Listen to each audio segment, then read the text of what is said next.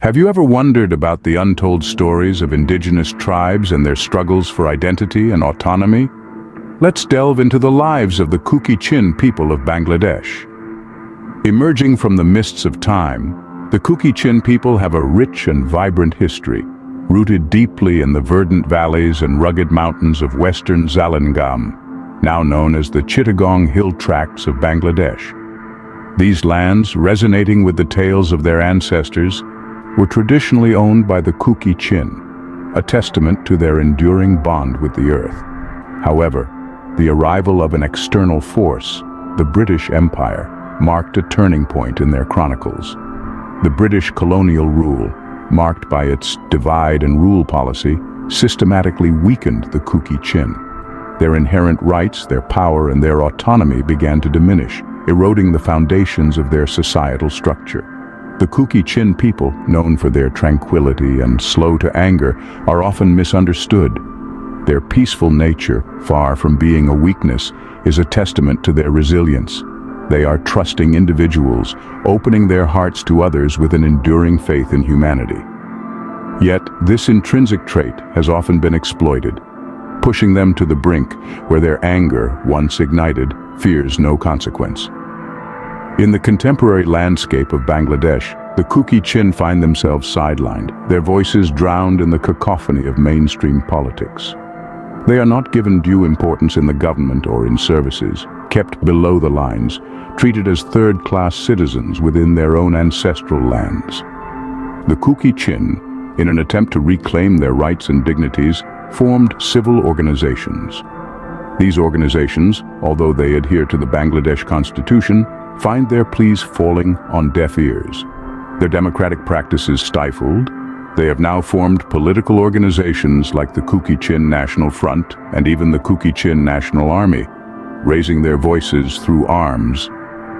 The Kuki, once proud and powerful, now find themselves marginalized in their own lands. As the Kuki people's power diminished, so did their status within their own territory.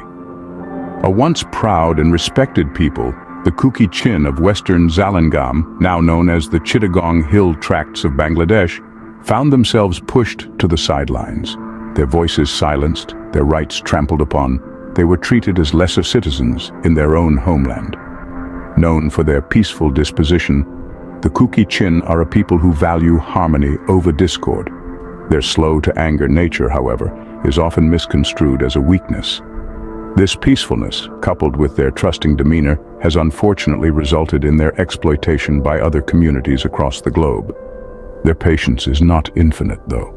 When their anger is kindled, they are fearless in the face of consequences. In the present day, the Kuki continue to be marginalized. The Bangladesh government, seemingly indifferent to their plight, has kept them below the lines, treating them as third-class citizens. They are overlooked, undervalued, and underrepresented, even within the services sector. In response to this systemic injustice, the Kuki have taken steps to make their voices heard. They've formed civil organizations, adhering to the Bangladesh Constitution in an effort to bring about change from within. Yet, their pleas for recognition have fallen on deaf ears.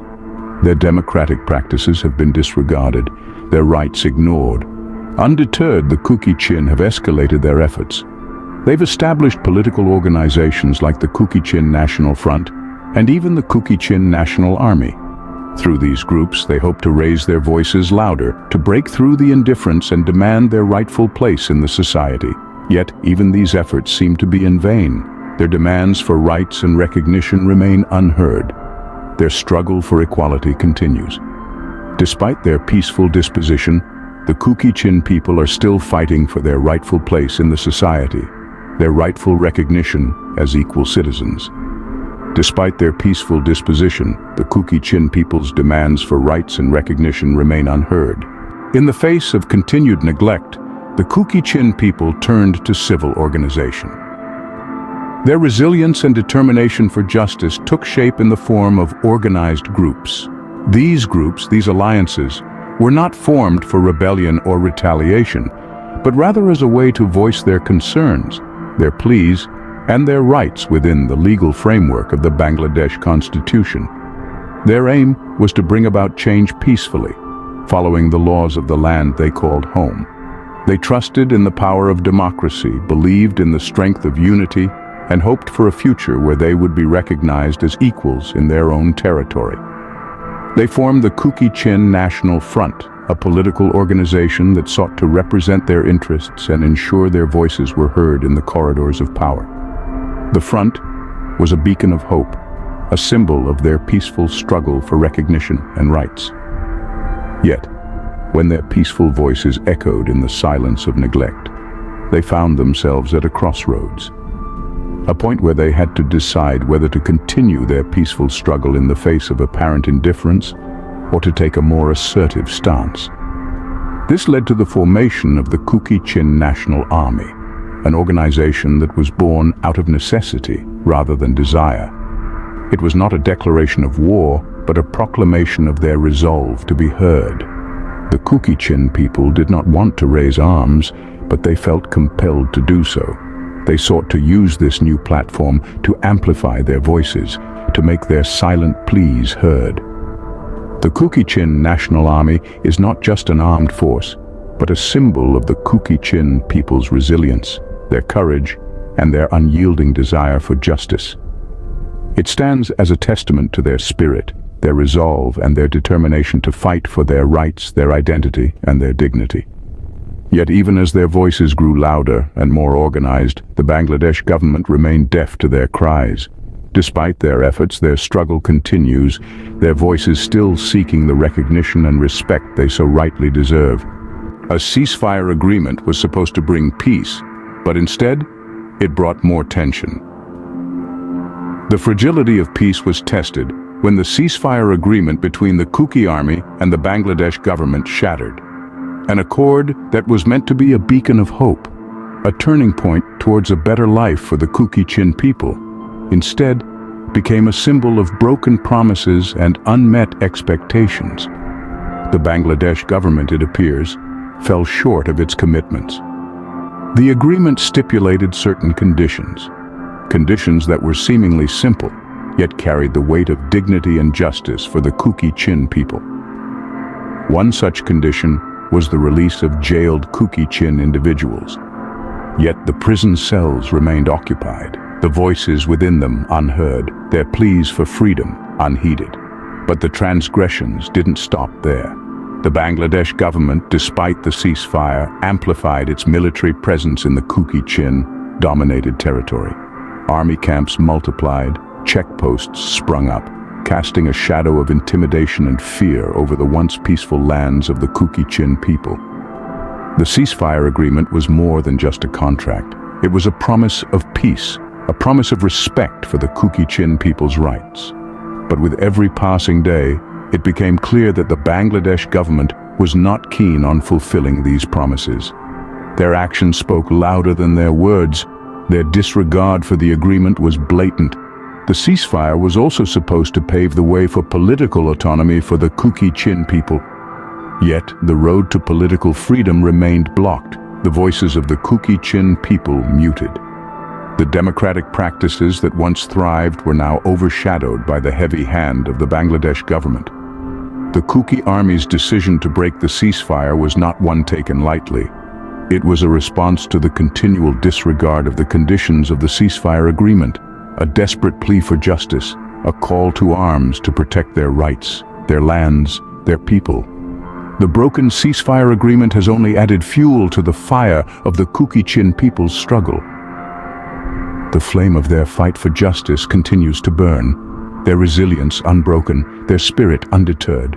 The Kuki people's struggle is far from over, but their resilience remains unbroken. Today, in the Chittagong Hill tracts of Bangladesh, the echoes of a proud history still resound, even as the Kuki people continue to face challenges. Their traditional lands, once a part of Western Zalangam, have seen the Kuki rights and power diminished over time. But these people, known for their peaceful nature and trust in others, are not easily silenced. Their slow-burning anger, once ignited, is a force to be reckoned with, as they are unafraid of the consequences their fight for justice might bring.